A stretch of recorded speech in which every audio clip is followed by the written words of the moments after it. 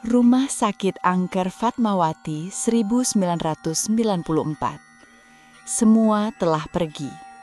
Kisah Linda, seorang kasir bank. Cilandak di awal tahun 1990-an bukanlah kawasan padat seperti sekarang. Jalan Cilandak kala itu masih terasa lengang, terutama ketika malam mulai turun.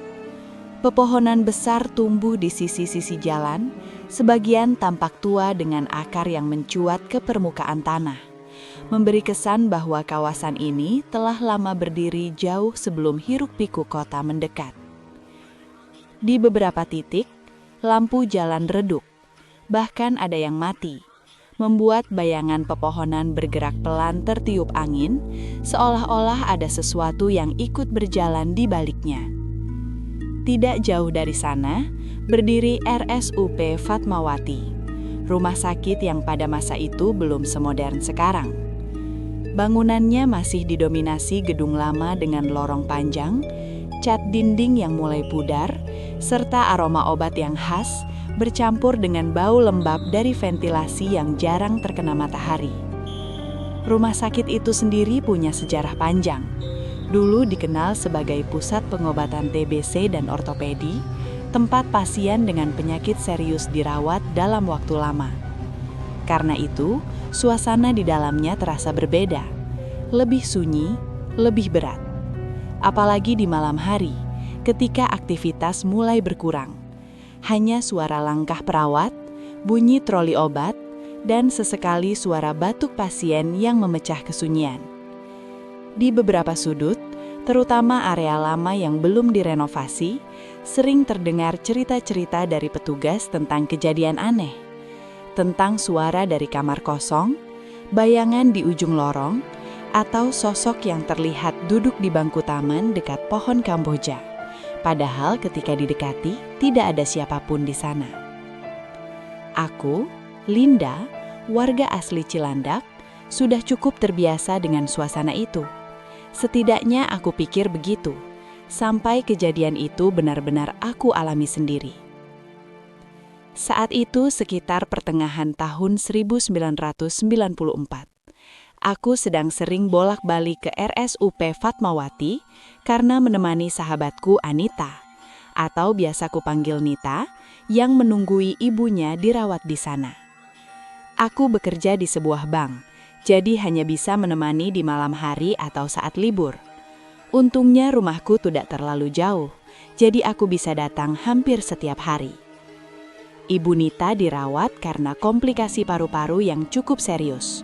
Diduga berkaitan dengan infeksi lama yang belum tuntas. Dokter menyarankan perawatan intensif karena usianya yang sudah mendekati 50 tahun membuat kondisinya cukup rentan. Selama hampir 3 minggu, aku melihat sendiri bagaimana kondisi beliau naik turun. Kadang tampak membaik, bisa duduk dan tersenyum, tapi di lain waktu terlihat sangat lemah. Hari Sabtu itu, aku bisa menemani lebih lama karena libur. Siang hingga sore kami habiskan dengan berbincang ringan. Ibu Nita bahkan sudah bisa duduk di tepi ranjang.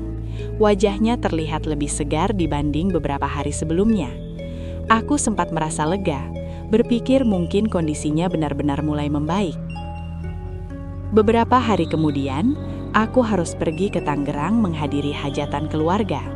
Aku pamit pada Nita, dan dia hanya tersenyum, bahkan sempat menitipkan amplop untuk disampaikan.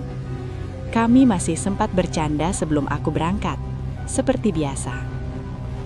Aku akhirnya benar-benar berangkat ke Tangerang hari itu, mengikuti rombongan keluarga yang sudah sejak awal merencanakan untuk menghadiri hajatan. Perjalanan dari Cilandak menuju Tangerang sore itu terasa cukup melelahkan. Jalanan belum selebar sekarang, dan beberapa titik masih berupa jalur 2 arah yang sering tersendat oleh angkutan umum dan truk. Di dalam mobil, obrolan keluarga terdengar ramai, tapi entah kenapa pikiranku justru terus tertinggal di satu tempat, ruang rawat di RSUP Fatmawati. Bayangan Nita yang duduk di kursi samping ranjang ibunya terus terlintas. Juga wajah ibunya yang beberapa hari terakhir mulai terlihat membaik. Ada perasaan yang sulit dijelaskan, seperti ada yang tertinggal dan belum selesai. Aku menginap di rumah kerabat selama 2 hari. Rumah itu cukup ramai karena banyak tamu berdatangan menjelang acara akad. Siang hari diisi dengan persiapan, malam hari dengan obrolan panjang antar keluarga. Namun di tengah semua itu, aku beberapa kali mencoba menelpon rumah untuk memastikan apakah Nita sempat menghubungi. Tapi pembantu kami bilang tidak ada telepon. Waktu itu belum populer ponsel. Ada tapi masih termasuk barang mewah. Jadi satu-satunya cara hanyalah melalui telepon rumah. Biasanya Nita akan menelpon sekedar memberi kabar atau bertanya apakah aku sudah sampai. Tapi selama 2 hari itu, tidak ada satupun kabar darinya.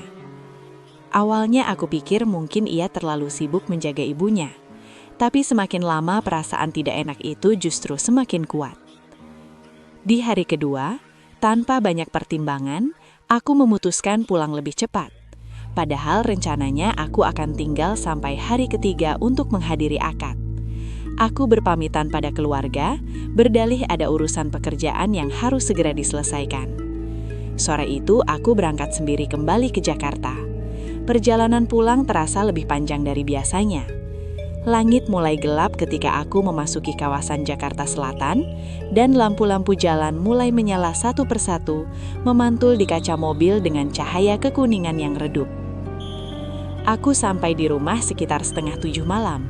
Tubuh terasa lengket dari perjalanan, tapi yang ada di pikiranku hanya satu: aku ingin segera ke rumah sakit. Setelah mandi cepat dan mengganti pakaian, aku langsung berangkat lagi menuju RSUP Fatmawati. Malam itu suasana jalanan tidak terlalu ramai, tapi entah kenapa terasa lebih sunyi dari biasanya. Aku tiba sekitar 8 malam. Begitu memasuki area rumah sakit, suasana khas itu langsung terasa. Bau obat, lantai keramik dingin, dan lorong panjang dengan lampu neon yang sedikit berpendar. Beberapa perawat berjalan cepat sambil membawa berkas. Sementara di sudut lain, ada keluarga pasien yang duduk terdiam, wajahnya lelah. Aku berjalan menyusuri lorong menuju ruang rawat Ibu Nita. Langkahku menggema pelan di lantai. Saat sampai di depan pintu, aku melihat pintunya sedikit terbuka. Aku mengetuk kelan, lalu mendorong pintu itu. Di dalam, suasana kamar tampak tenang. Lampu menyala temaram. Cerai jendela tertutup sebagian, menyisakan bayangan samar dari luar. Dan di sana, Ibu Nita duduk di tepi ranjang. Aku terdiam sejenak.